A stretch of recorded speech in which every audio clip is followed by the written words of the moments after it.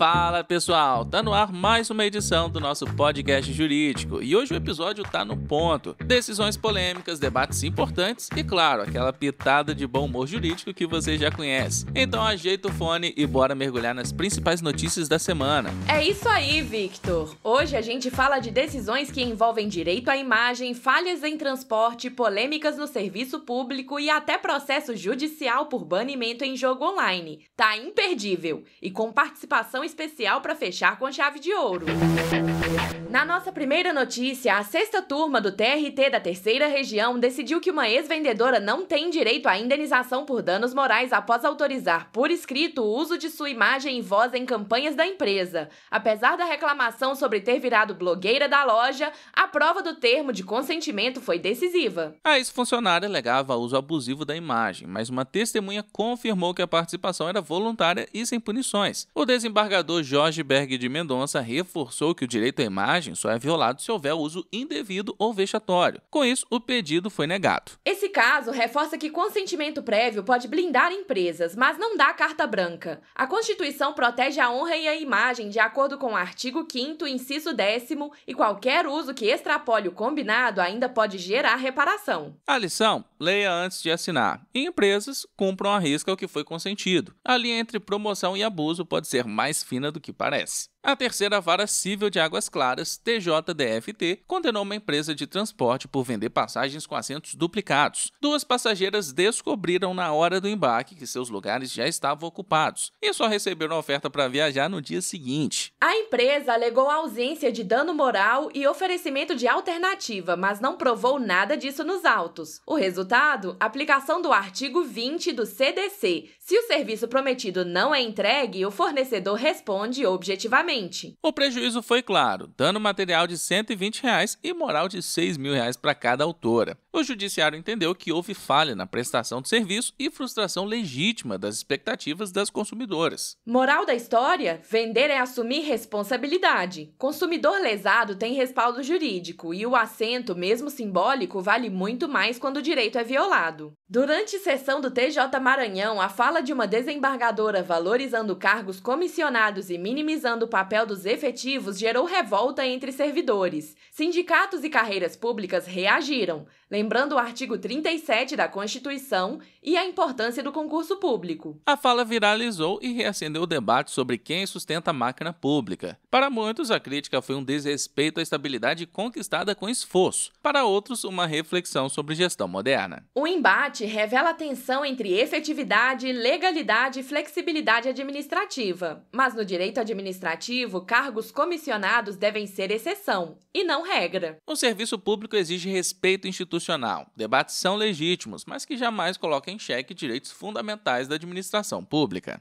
E na próxima notícia, em Santos SP, a juíza Lívia Maria de Oliveira Costa absolveu 3 acusados de tráfico por entender que a entrada da PM em sua residência foi ilegal. Sem mandados, sem consentimento claro e com versões contraditórias, a prova foi declarada nula. Os PMs alegaram perseguição, mas não tinham câmeras ligadas e nem justificativas sólidas. A perícia ainda revelou que a suposta rota de fuga era impossível. O resultado? Flagrante anulado com base no artigo 5º, inciso 56 da Constituição Federal. No direito penal, prova obtida com violação de domicílio é inválida, mesmo que revele crime. O processo precisa respeitar os caminhos legais, ou será jogado fora. E para comentar esse tema com mais profundidade, a gente ouve agora o doutor Danilo Marques Borges, doutor em Direito Público, sobre como a defesa pode atuar nesses casos. A violação de domicílio é um tema que exige da defesa penal muito mais do que o conhecimento técnico. Exige sensibilidade constitucional. Quando a principal prova do processo nasce de uma entrada forçada no domicílio do investigado, sem mandado judicial e sem qualquer justa causa, o que está em jogo não é apenas a licitude da prova, é o próprio Estado de Direito. A casa, para além de um espaço físico, ela representa o último refúgio da intimidade e da liberdade. Por isso, a Constituição a protege de forma enfática, exigindo mandado judicial ou situação de flagrante com fundadas razões. Quando essa fronteira é violada, a atuação da defesa precisa ser firme e precisa. Não se trata de uma questão meramente formal, mas sim de uma proteção concreta contra o arbítrio. A jurisprudência do Supremo Tribunal Federal, especialmente no julgamento do tema 280 da repercussão geral, deixa claro que é ilegal o ingresso forçado sem mandado, salvo em flagrante delito devidamente justificado. E isso precisa estar demonstrado de forma clara e objetiva nos autos. Não basta uma alegação genérica de atitude suspeita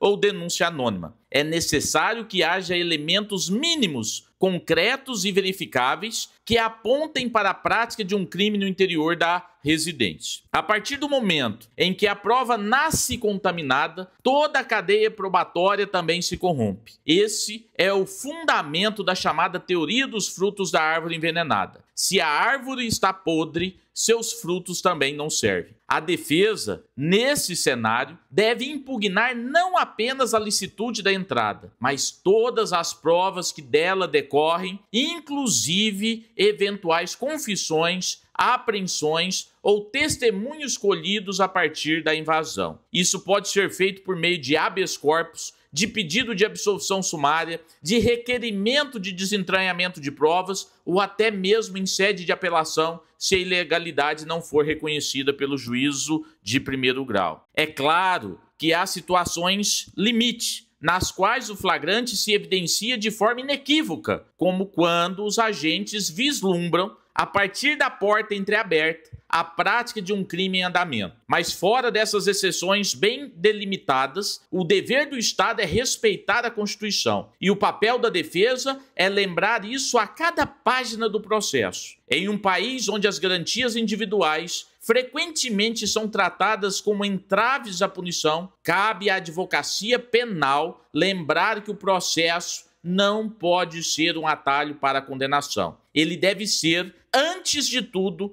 um caminho seguro para a justiça. E justiça só existe onde há respeito à legalidade, mesmo e principalmente nos casos mais difíceis.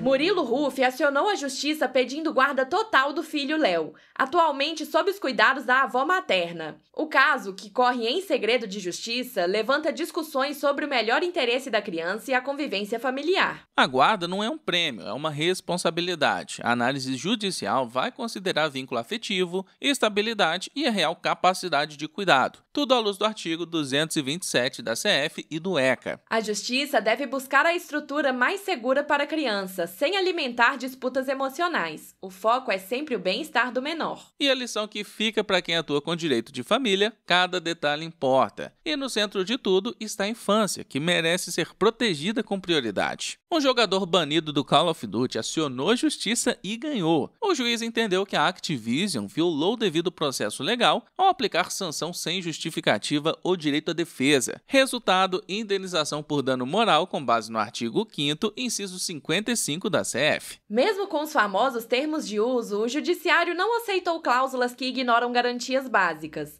O ambiente virtual não é terra sem lei e o consumidor é titular de direitos. A decisão se ancora no direito do consumidor e na responsabilidade civil digital. Usuários são partes vulneráveis e precisam ser tratados com justiça, mesmo em ambientes online. O recado é claro: se for banir, explique, justifique e dê espaço para a defesa, senão o game over pode ser jurídico. E por último, a deputada Erika Hilton foi questionada pelo uso da cota parlamentar para contratar maquiadores com mais de R$30 mil reembolsados. O episódio reacendeu o debate sobre o limite da verba pública e o princípio da moralidade. Apesar de estar dentro das regras da Câmara, a despesa gerou questionamentos. Afinal, a imagem do parlamentar é parte da atuação institucional ou gasto pessoal? A fronteira é tênue. Juridicamente, o ato da mesa número 43 de 2009 regula o uso da cota, mas o artigo 37 da Constituição impõe que todo ato administrativo respeite moralidade e finalidade. No fim, a questão pode até ir parar no judiciário, e para estudantes e operadores do direito administrativo fica a reflexão. O que é legal pode nem sempre ser legítimo.